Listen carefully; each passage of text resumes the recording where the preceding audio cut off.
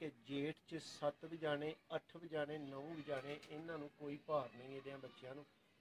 दोस्तों यह नर दा ही तुहानूं शो करवाया जाएगा। इस तो इलावा भाई दे हत्थ जी बिस्मिल्लाह रहमान रहीम। दोस्तों मैं तुहाडा मेज़बान मोहसन रहमान एक अदद नवी वीडियो के नाल तुहाडी खिदमत च चौरी मुबशर घुमन साहब आप सामने आल उन्हां दी छत तो दोस्तों हाज़र। यह दोस्तों इस टाइम भाई मुदस्सर ने मैनू एक कबूतर दिखाया है, शेर खान कबूतर है दोस्तों।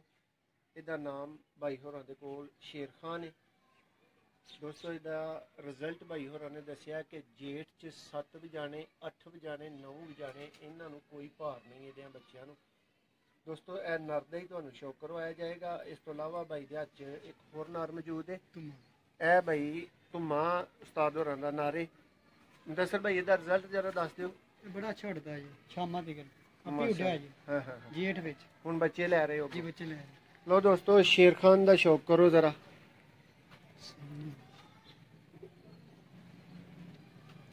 क्लियर है।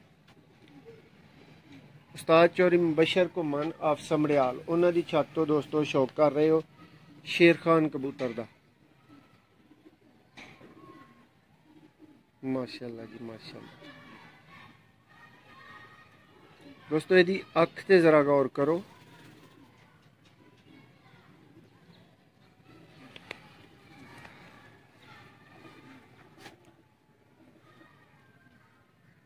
माशाअल्लाह दूसरा चेक।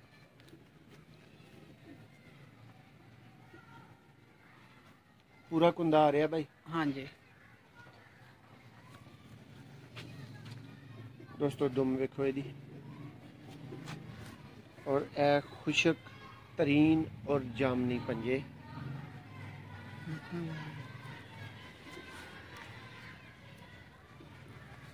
शेर खान कबूतर है दोस्तों ए उस्ताद मोहतरम दी छत दा।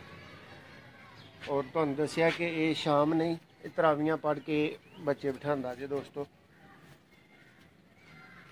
ए दोस्तों उस्तादां दा धुम्मा कबूतर आ गया।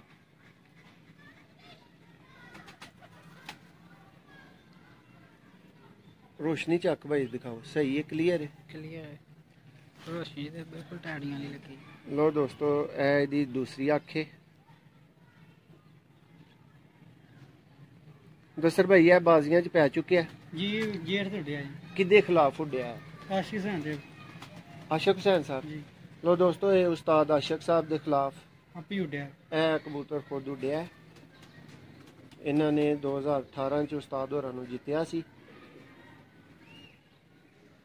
ठीक है दूसरा पर चेक करो।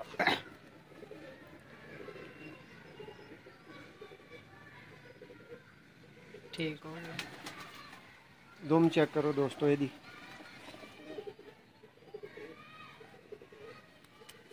ए दोस्तों ये खुशक जामनी पंजे ने माशाल्लाह बहुत ही लाजवाब कबूतर है दोस्तों।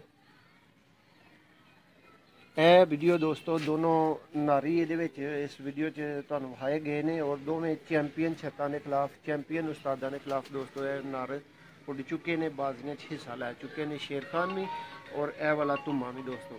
एक नवी वीडियो तुहाडी खिदमत च दोबारा हाज़र होने। अल्लाह हाफिज़।